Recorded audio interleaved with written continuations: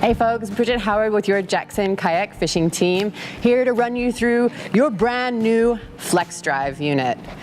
When you first get your Flex Drive, you're going to find your Flex Drive upper unit is housed here in the stern tank well of your boat in a lovely box. So on opening this, you're going to find the crank arms, upper unit, Allen wrench, and crank arm bolts in a small bag here off to the side. At this point, it's important to inspect your crank arms and look and see there may be a small letter on the inside indicating L or R. If you have that on the inside and you also have stickers, you're going to want to go with what the stickers tell you in terms of left or right. Some of our later models will only have the letters and no stickers, in which case go with what the letters embossed on the crank arms tell you. With that in mind, we're going to take the upper unit. This is going to be the front of the upper unit, and there's this little shoulder on here that's going to line up with the inside here. So we're going to pop that on like so, put our crank arm bolt in there, and now we've got our Allen wrench in hand. We're going to start twisting. And now this is the point where a lot of people might stop cranking on the crank arm, but it's really important to crank it down even harder and even further than you might think. So once you get it to where you're thinking to yourself, well, you know, I don't want to strip anything out, go ahead and just keep on cranking on that crank arm until you literally can't do it anymore. We'll now repeat the process with the opposite crank arm. So we'll get it into position. It's important to make sure that it's at 180 degrees from the opposite pedal, or else you would end up with something like this, and that would be no good. So go like that. Now we've got that arm seated, and we'll go ahead and thread our bolt on here and get those first few cranks done. And just wanted to stress how important it is to crank these arms down just as tight as you possibly can. Even when you think that you've got them as tight as possible, make sure it's of the utmost importance that you get those crank arms tightened as securely as possible. Next, we're going to secure the upper unit to the lower unit of our drive. To do that, again, this is the front of the upper unit. We'll go ahead and set this so it lines up with the bar at the front, and sometimes the couplings mesh up perfectly like they did just then. Sometimes you might have to give it a little gentle twist to get it to lock into place. And we're going to reach into our accessory bag here and pull out this small baggie that has a couple Allen wrenches. It has our indexing plate. It's got an additional spider coupling, and it has 2 T-bolts and 2 thumb knobs.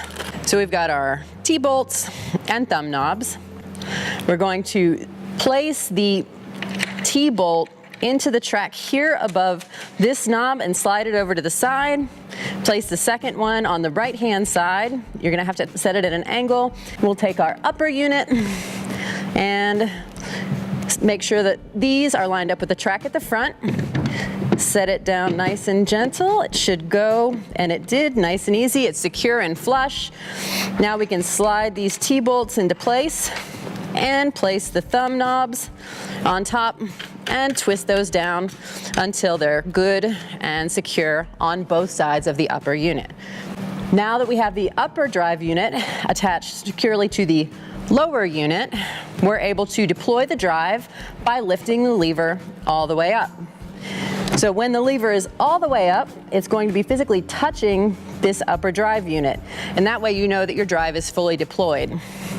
There's also a second position here, and you'll hear it click into place, and that's going to let you go a little bit shallower, and then to fully retract your drive, push the lever all the way down, and that's going to bring it back up into the body of your FD. If the blades touch the inside of your scupper cover, it's not a big deal. It's not going to interfere with the function of your kayak. It's just due to some variation that we have sometimes in manufacturing, and really the only purpose of this is to be able to clean goop and gunk out of your prop. So now we're going to reach into our accessory bag and pull out our rudder, which has the detent pin here in the rudder post. You'll notice that we have 2 holes drilled into the bottom of your rudder, and that's going to be to keep your rudder neutrally buoyant in the water. So we're going to walk around to the stern of the boat, and with our hatch cover open, we're going to slide the rudder post up into the coupling here on the back, and we're going to push it, tuck it up here real good, just to make sure that we can slide this detent pin through both holes, the hole in the coupling and the hole in the rudder post, and then you'll be ready to steer your boat with the rudder controls on either side of the seat. And another part that bears mentioning on your lower unit here with your dagger board, this is going to be your dagger board here deployed down under your kayak. You're going to see that it has ports under here to help with the drainage.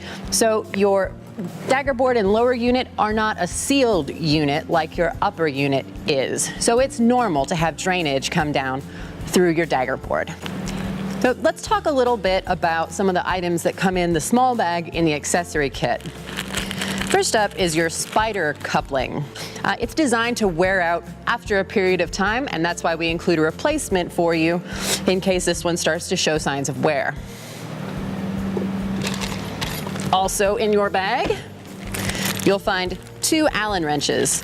One is for you to be able to adjust the pitch on the prop of your blades. So that's to remove that bolt on the hub of your prop. And then your second Allen wrench is to remove the spider coupling that we were just talking about. Also in here, you'll have an additional shear pin. And that shear pin is designed to fail in case of extreme trauma and stress to the prop instead of inflicting any damage to the unit itself. And then also, we've got your indexing plates, which are going to be these 3 little semicircles, and your instruction manual will kind of detail how to adjust the pitch, whether you have a more aggressive, more passive, or neutral cant to your pedaling style. Let's talk about maintenance of the upper unit of your flex drive. Because it's a completely sealed system and all the gears are above the waterline, it requires minimal maintenance throughout the year. Annually, you'll want to take a 4mm Allen wrench, and you have 2 grease ports located here and here on the upper unit. You're going to insert your 4mm Allen wrench, twist, and remove the screw. You'll see you have a Boss machined port here. After you've removed that screw, you'll want to go ahead and add grease to this port until you see the grease come back out from the inside here. You want to do that at both this point and this point. And those are Boss machined screws that'll let all of that grease get down into the upper unit here, keeping things flowing smoothly. After you've done that, simply replace the screws and it's all set. You do not want to break open the upper unit of your drive because that'll void your warranty. So if you have questions or concerns, you're going to want to reach out to your local dealer or give us a shout over at jacksonkayak.com. So that's a quick rundown of how to assemble your flex drive unit in your new Cruise FD, Coosa FD. I'm sure it'll give you many, many years of enjoyment and a lifetime of fun out there on the water. If you have any additional questions, be sure to give us a shout over at jacksonkayak.com. Lots of stories, lots of questions, lots of answers, and lots of fun.